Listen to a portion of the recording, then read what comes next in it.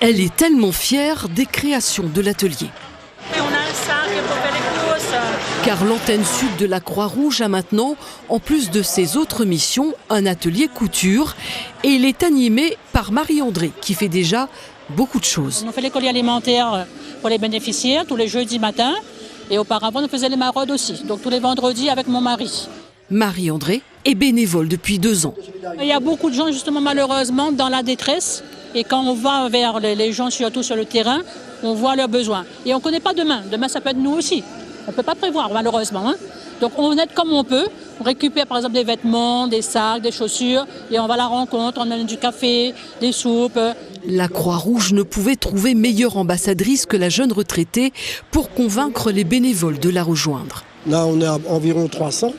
Mais comme il y a un turnover important, donc on a toujours besoin de bénévoles. Et surtout, on a besoin aussi de bénévoles qui s'engagent vraiment, qui veulent manager une équipe, parce que c'est ça qui manque, les gens qui veulent prendre responsabilité, ça nous manque un peu. Aide alimentaire, accueil de sans-abri, maraude, secourisme, formation, il en faut du monde, jusque dans les prisons.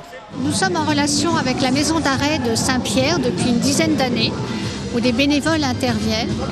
Ils ont travaillé à aménager un local qui est un local d'accueil pour les maisons, les familles en attente de parloir. Le bénévole est vraiment dans une position d'accueil, d'écoute, qui est là pour que ce moment, qui est quand même un moment un petit peu compliqué, se déroule au mieux. La Croix-Rouge a aussi pour projet de travailler avec l'administration pénitentiaire et dans un futur proche sur la prison de Dominjon.